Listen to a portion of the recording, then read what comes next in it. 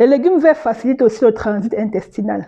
Contrairement à ce qu'on pense, les matières grasses ne sont pas incompatibles avec une alimentation saine. Je ne pouvais pas terminer cette vidéo sans toutefois vous parler de notre liquide spina chlorophylle.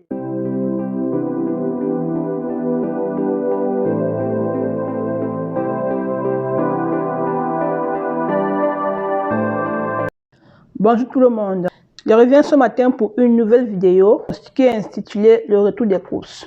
Une alimentation saine doit être basée sur les courses, donc c'est-à-dire tout doit commencer par le panier. Surtout des légumes verts, parce que les légumes verts déjà sont importants pour notre organisme. Ils sont tellement riches en fibres. Les légumes verts facilitent aussi le transit intestinal. Grâce à leur teneur riche et élevée en fibres aussi. Ils aident aussi à lutter contre le diabète. Ils sont pauvres en sucre. Ils sont riches aussi en vitamines telles que la vitamine A, C, la vitamine K, la vitamine B6 et la vitamine B9. Ils boostent le système immunitaire. Ils sont aussi riches en fer. Ils aident dans la production des globules rouges. Donc nous qui sommes anémiés là, on va manger beaucoup plus de fer qui se trouve dans l'épinard. Ils sont aussi riches en calcium. Ils sont venus aider dans la contraction des muscles, surtout des muscles lisses au niveau des intestins, au niveau aussi du cœur. J'ai aussi opté pour des fruits. J'ai du citron, j'ai de la banane qui est riche en magnésium et en potassium, qui va réguler l'insuline. Ça lutte contre le vieillissement des cellules. Ce sont des bons fournisseurs d'énergie. Ça booste le système immunitaire, surtout en cette saison de Covid là. Il faut beaucoup consommer des fruits et légumes. Ça aide aussi à prévenir le surpoids et l'obésité. C'est pour ça qu'on conseille de manger au moins 5 fruits et légumes par jour. Le calcium est important parce que ça permet de réguler le pH du corps. Lorsque le corps atteint un niveau d'acidité qui est trop important, qu'est-ce que le calcium lui fait? Il détache des os et va dans le sang pour pouvoir essayer de faire un équilibre. Il est conseillé de manger journalièrement 80% d'aliments alcalins et 20% d'aliments acides. Les aliments alcalins, ça se trouve plus dans les fruits, dans des légumes, mais dans aussi des oléagineux. Et les aliments acides se trouvent beaucoup plus dans les aliments d'origine végétale, la viande, des produits laitiers aussi. Les fruits aussi sont importants parce que c'est riche en fibres. Ça permet d'assurer le transit intestinal. Ça donne un sentiment de satiété. Dès que tu consommes tes fruits et tes légumes, tu es vite rassasié. Quand tu manges du pain, des pâtes, tout ça, tu as vite faim. Ce sont des sucres qui sont tellement rapides que tu as toujours faim. Pourtant, quand tu consommes tes fruits et légumes, c'est riche en fibres, ça te cale. Bien évidemment, il faudra aussi penser aux protéines. J'ai là du saumon. Voilà, ça c'est du saumon fumé, aussi du poisson. Ça c'est, j'ai aussi pris des œufs. J'ai oublié aussi, ça c'est le filet de thon. J'aime bien acheter comme ça. C'est en conserve, c'est nature. Ça me permet de faire des repas rapides. C'est important de consommer plus d'huile d'olive que de consommer des huiles de palme et autres quoi. Contrairement à ce qu'on pense, les matières grasses ne sont pas incompatibles avec une alimentation saine. Parce que beaucoup de personnes pensent que l'alimentation saine, il faut éliminer le gras. Non, il est même recommandé de prendre 2 à 3 cuillères à soupe par jour. Là, quand on veut faire une alimentation saine, c'est conseillé parce que le gras est vraiment important pour notre corps.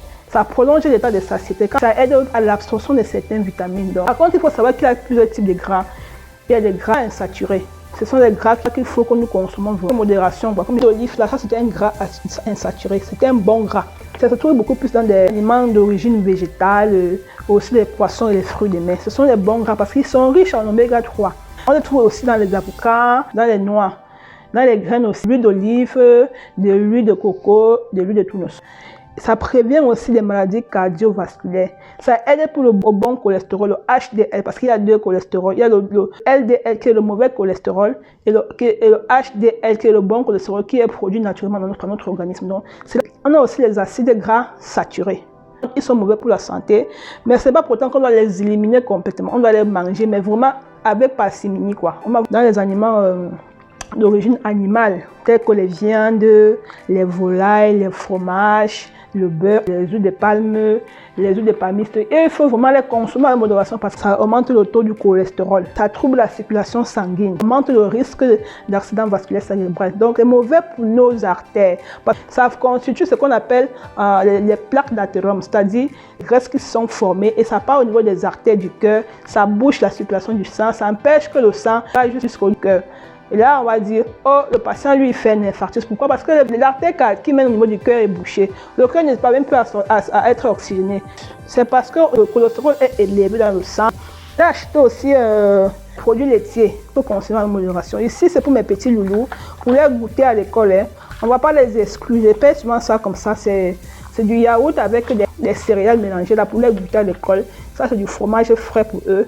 Ça, c'est le mien que j'ai pris, le yaourt à la grecque. C'est nature. Moi, j'aime bien prendre ceci parce que déjà c'est nature, c'est peu calorique et c'est moins sucré. Je n'ai pas besoin de les priver, de leur donner des trucs nature. Il faut que ceci m'aide tout ce qu'ils aient une alimentation équilibrée. J'ai aussi acheté des féculents. Tu sais, une alimentation équilibrée, c'est toujours basé des féculents, peu de féculents. Et pour terminer, bien sûr, j'ai acheté mes roses. Oui, j'adore les fleurs. Je ne pouvais pas terminer cette vidéo sans toutefois vous parler de notre liquide Spina chlorophylle. C'est la base. Quand on dit qu'un bouchon de spinat est l'équivalent de 1 kg de végétaux, donc les gens comprennent, ils pensent qu'on dit que quand tu prends un bouchon de spinat, ça veut dire que tu as mangé tout 1 kg de légumes. Non, ce n'est pas le kilo de légumes. L'équivalent, c'est au niveau des nutriments, au fait. Le phosphore, le potassium et le calcium. Ça contient aussi des vitamines, la vitamine C, la vitamine E, la vitamine A qui vient booster le système immunitaire, qui donne de l'énergie. Ça contient aussi des protéines et vitamines et des oligo-éléments tels que le zinc, le chlore, tout ça. Donc, quand ils disent de manger son premier repas à partir de 12 heures et de boire 2 petits bouchons de liquide spinat, c'est parce qu'on apporte des nutriments à notre organisme. Si tu as déjeuné, la seule différence, c'est que tu n'as pas mangé du pain comme certains le font, tu n'as pas mangé des légumes, tu n'as pas mangé des omelettes, mais tu as mangé. Merci de m'avoir écouté et je vous donne rendez-vous prochainement pour d'autres vidéos santé. Bisous.